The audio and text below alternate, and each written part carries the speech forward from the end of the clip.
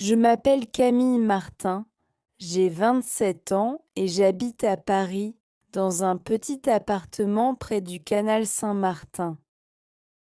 Je vis seule. Ma famille habite à Lyon. À Paris, je travaille dans une boutique de vêtements.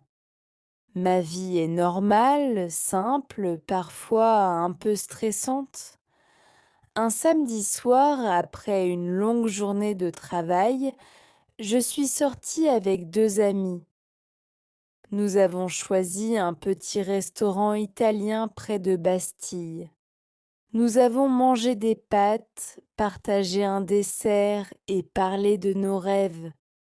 J'étais fatiguée mais heureuse. Je me sentais légère. Vers 22h30, je suis partie seule. Mes amis ont pris un taxi. Moi, j'ai décidé de prendre le métro.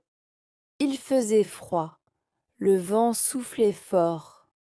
Les rues étaient un peu vides. Dans le métro, il y avait encore du monde. Un homme parlait fort au téléphone. Une femme cherchait quelque chose dans son sac. Deux jeunes riaient. Je me suis assise et j'ai regardé mon téléphone. Je pensais à ma journée de demain. Quand je suis arrivée à ma station, je suis sortie rapidement. Je voulais rentrer vite chez moi. Devant mon immeuble, j'ai cherché mes clés dans mon sac. Je cherche encore. Mon cœur commence à battre plus vite. Je regarde mon épaule. Mon sac n'est plus là. Je reste immobile pendant quelques secondes. Non, ce n'est pas possible. Dans mon sac, il y a tout. Ma carte d'identité, ma carte bancaire, mon portefeuille, 230 € en espèces, mes clés, mes papiers du travail et un petit carnet avec des notes personnelles. Je sens le froid sur mon visage. Mes mains tremblent. Je retourne dans la rue. Je marche vite, puis je cours vers la station de métro. Bonsoir, j'ai perdu mon sac noir. Il est petit avec une fermeture dorée. L'agent me regarde calmement. À quelle heure? Il y a 10 minutes, peut-être 15. Il téléphone. Il attend. Puis il secoue la tête. Le train est déjà parti au terminus. Je sens les larmes monter. Je respire difficilement. Il y a ma carte bancaire, mon argent, mes clés. Vous pouvez faire une déclaration, mademoiselle. Mais je n'écoute plus vraiment. Je sors de la station. Il est presque 23h30. La nuit est sombre. Les lumières de Paris brillent, mais je me sens seule. Je m'assois sur un banc, je prends mon téléphone. Je bloque ma carte bancaire avec l'application. Mes doigts tremblent. Et si quelqu'un a déjà pris mon argent? Et si je ne retrouve jamais mes papiers? Comment je vais rentrer chez moi sans clé?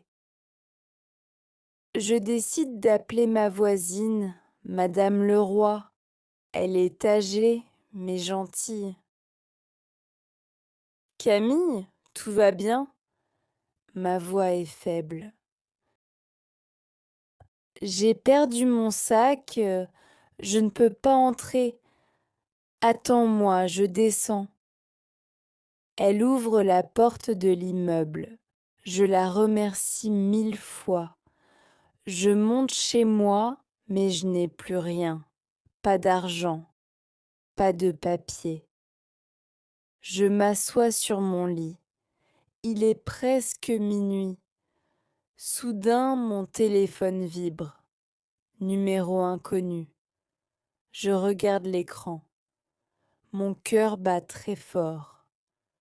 Allô? Une voix d'homme, calme.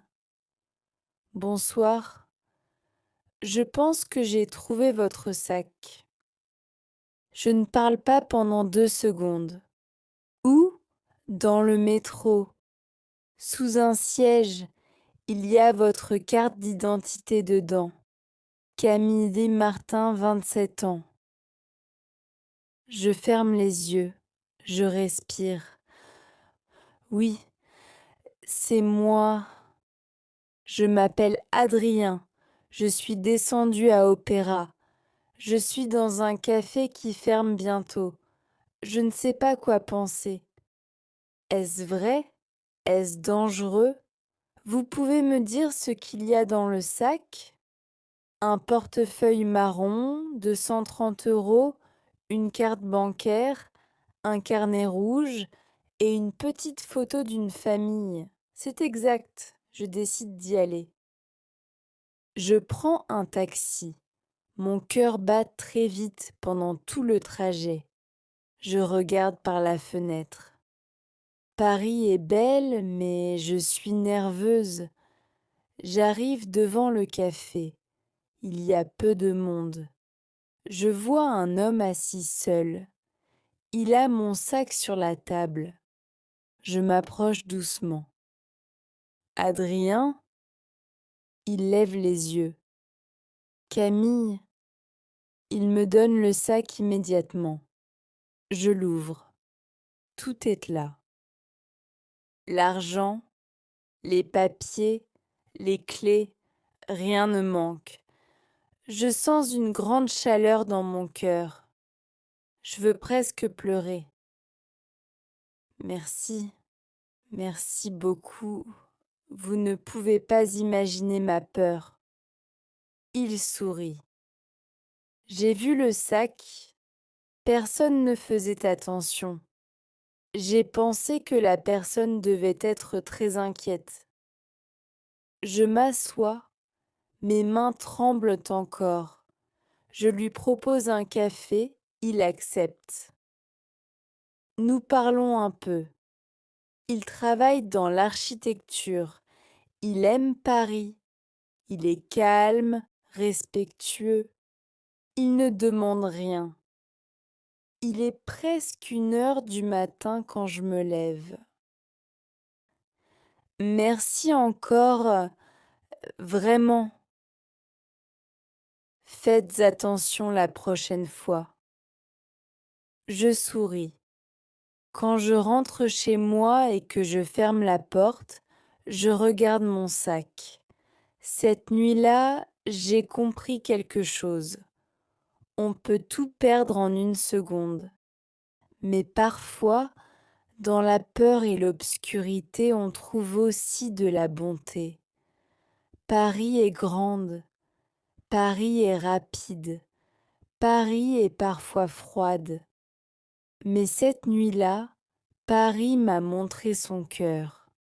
Et moi, je n'oublierai jamais cette nuit où j'ai presque tout perdu et où j'ai retrouvé beaucoup plus que je pensais.